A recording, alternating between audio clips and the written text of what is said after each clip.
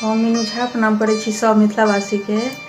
आइ हम एकटा डहकन गाबऽ जा रहल छी जे विवाह में सौमृद के जे कहल जाय छन से वाला, और कोशिश करै छी जे नीक लागत अहाँ सबके। आ जँ किछ कमी लागे या गलत लागे तऽ ओहिके लेल क्षमा मांगै छी पहले से। धन्यवाद। जय मिथिला, जय मैथिली। स्वागत में गाली सुनाऊ सब सखिया, स्वागत में गाली सुनाऊ सब सखिया, स्वागत में गाली सुनाऊ।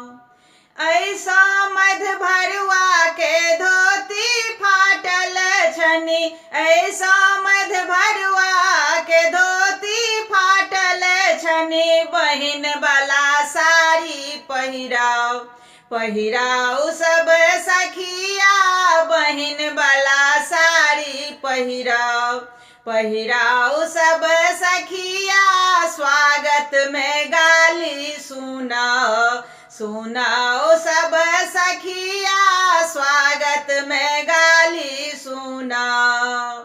ऐसा मध भरुआ के कुर्ता पुरान छनी, ऐसा मध भरुआ के कुर्ता पुरान छनी, बहिन वाला ब्लाउज पहिराओ सब सखिया, बहिन वाला ब्लाउज पहिराओ सब सखिया, स्वागत में गाली सुनाओ सब सखिया, स्वागत में गाली सुनाओ।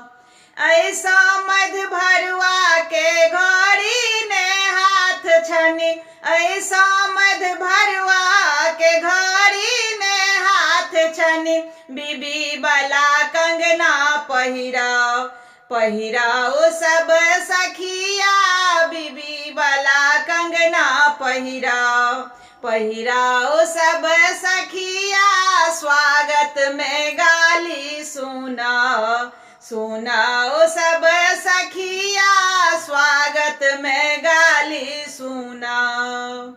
ऐसा मध भरुआ के जूता फाटल छनी, ऐसा मध भरुआ के जूता फाटल छनी, बहिन वाला सैंडल पहिराऊ सब सखिया, बहिन वाला सैंडल पहिराऊ सब सखिया, स्वागत में गाली सुनाओ सब सखिया, स्वागत में